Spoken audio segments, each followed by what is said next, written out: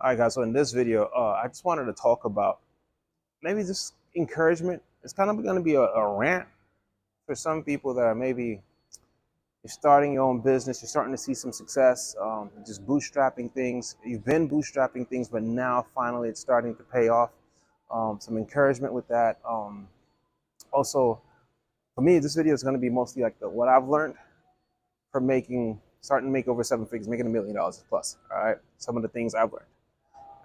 And I'll kind of break it down to maybe three things, right? Because and I've made a million before. Many years ago, I made over a million, and I'm talking about within a year, right? And I've done that many years before, but that's different. This is kind of this is a fresh perspective on it, and this is more recent, and so that's why I'm sharing this. So pretty much, for number one misconception is when you make 7 figures, doesn't necessarily mean you got 7 figures in liquid cash in your bank account. All right, a lot of people might think that, that, oh man, you made $1 million, you're a millionaire. Can I hold something? Let me hold half a milli. No, because what happens is when you're getting there, you're way up there, you're digging a hole. You're digging a hole, especially if you're doing it smart, using leverage.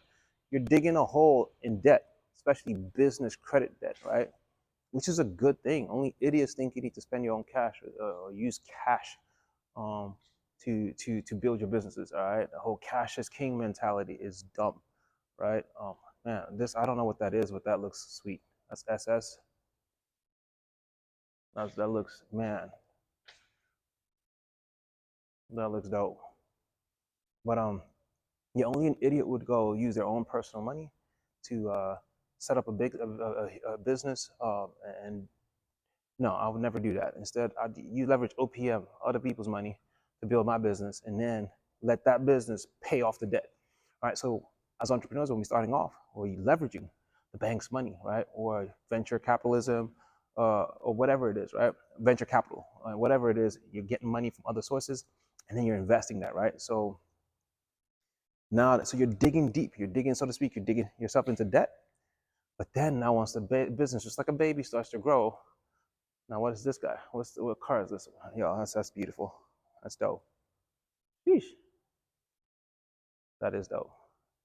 So once the business starts to grow, now it starts to make its own money. Now it starts to pay off its debt.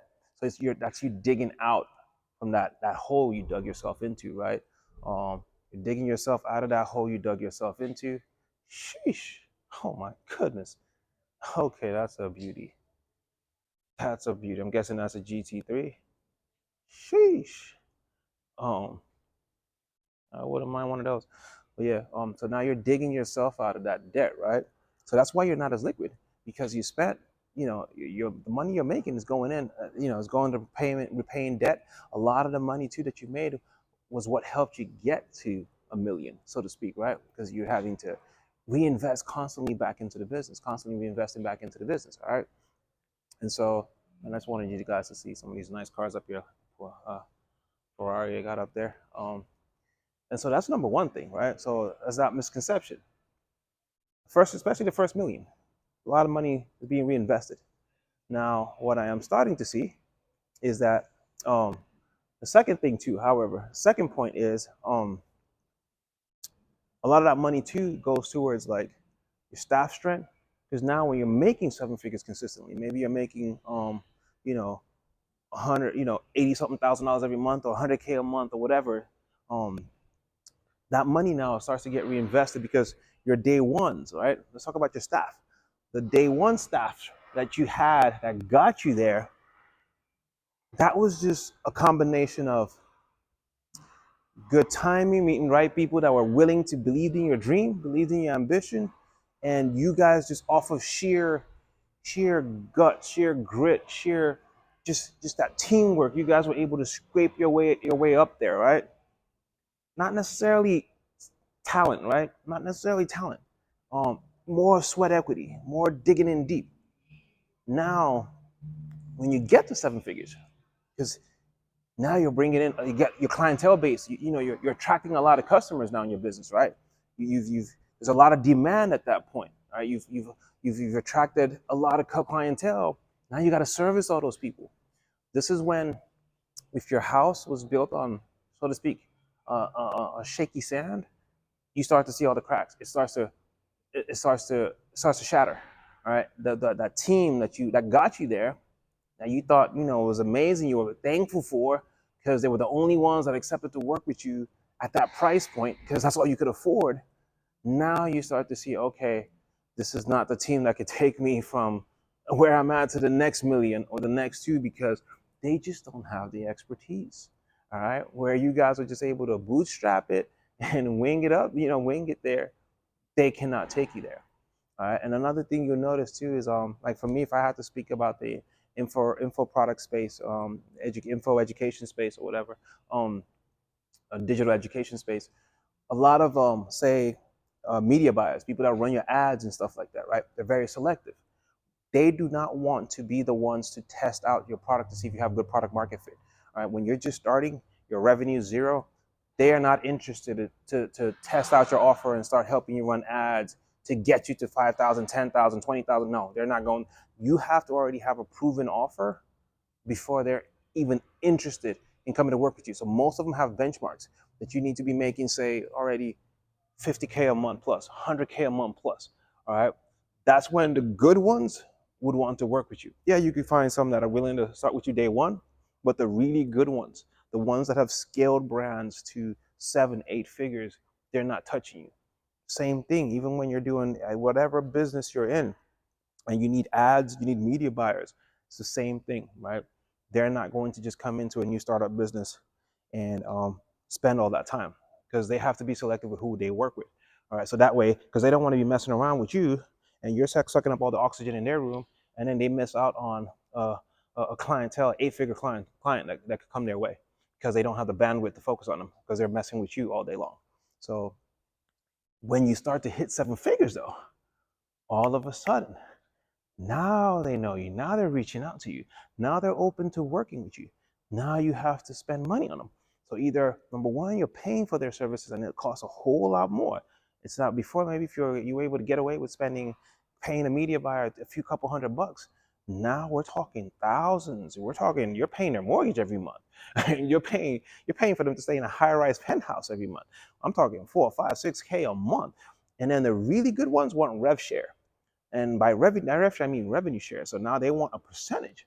Oh, give me 10%, 20%, 30%. I've seen rev shares go as high as 50% of your profits. All right. So, and I'm just keeping it 100 with you guys.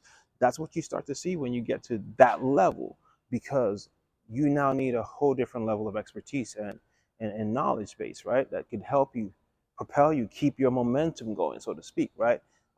Because once again, people that got you there, they just can't deal with that. The new level of complexity with the new level of volume, the customer inflow that's come in, they can't, it's beyond them. All right. So now you got to be ready for that. All right. That's some, and then even staff. Now you have to hire A+ staff. All right. Before, maybe you were just hiring family and friends. Now you've got to go to Indeed.com or TopTal or some of these places out there, and now you have to go pay for A+ talent. And now they telling you, oh yeah, my fee is $200 an hour, $150 an hour. You can't hire the VAs anymore for $5 an hour. That doesn't work anymore. That's not what's going to keep you where you're at or get you to the next level. Okay, so those are just some of the things that now start to introduce themselves into the equation that cost a whole lot more money. All right. And so I have also started to experience that too. Now it's more rev shares. Now it's more attracting top talent, because now you get to the point where you need to be the dumbest person in the room when you're having your team meetings, right? You need to, my job is just to create.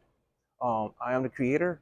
Now I need an implementer. I need people that can come in and implement. All right. I need team members that are brilliant at what they do. When you're still starting off, when you're bootstrapping, oh yeah, you need versatility with your team. Your social media manager also needs to know how to be a community manager, also needs to know how to do this, that, and the third. You assign different tasks to them. When you get to a certain level, A+ talent, no, they focus on one thing and one thing only, and they want to get paid handsomely for that because they're the best in that field. All right, so accountability comes in. Now you're tracking metrics and all of that stuff. It just becomes a whole different level. It's a different, now it goes from minor to major leagues. All right. So it's another thing that I started to notice when I got to that point. And finally, guys, the third thing is expenses. Your expenses just start to scale. Even if it's just your technology stack, all the software that you were using when you started, maybe even as simple as your Zapier plan, right? When you started, you probably got away with the free plan.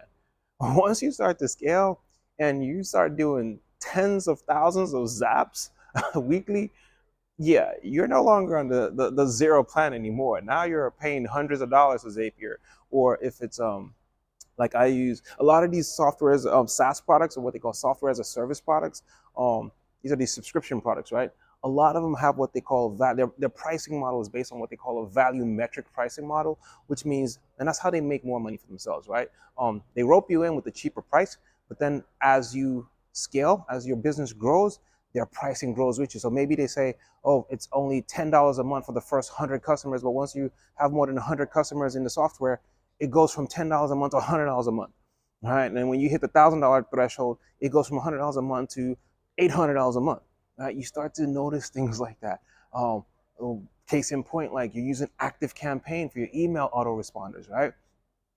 Active Campaign, it gets crazy expensive as you scale. Quickly goes from 100 and something dollars a month to almost 1,000 a month, depending on the plan. You're using Hyros to attract attribution. A lot of these things start to increase. Now your software stack, once again, you're paying for a Lambo just in software subscriptions every month or more. All right. So expenses start to go through the roof. Your ad costs, oh man, that's the worst. Don't get me started on your ad costs, because when you're starting off, oh man, your ads, you might be, everything you put out hits. You spend $200 on ads, you'll make $600,000 easy. All right, you double, triple, quadruple your money. All right, but once you start to scale, ad fatigue kicks in. Everybody's seen your face. They've seen your ads. All right, it don't cost that much anymore. It costs a whole lot more. Now that those cheap leads you were getting at $1, $2, $3, and they were buying your stuff, eating it up. No, no, no, no, no, buddy. Now you're spending 20, 30, $40 per lead. You're spending up to $100 a lead, $200 a lead. All right. Ad fatigue kicks in. They've all seen your ad. All right. Facebook, the algorithm is struggling to find people that haven't seen your ad anymore. All right. So now, because it's a bidding process, the auction, it gets more expensive. All right. And the crazy thing is the ROI starts to drop. All right. Before, where maybe your ROAS, your return on ad spend, could be, you could be doubling, tripling, 3x, 4x in your money. Now you'd be lucky if you even break even, or you get a 1.5 or 2%, or just barely doubling your money. You'd be, so like your ROAS reduces. You might have to throw in 1,000 just to make 1,500 now. That's just the nature of the game when you start to scale, and that's why you hear of all these big brands, and now they're spending. Man, once we spend 100,000 a day in ads, you'd be surprised they spend 100,000 a day in ads just to make 120, 130.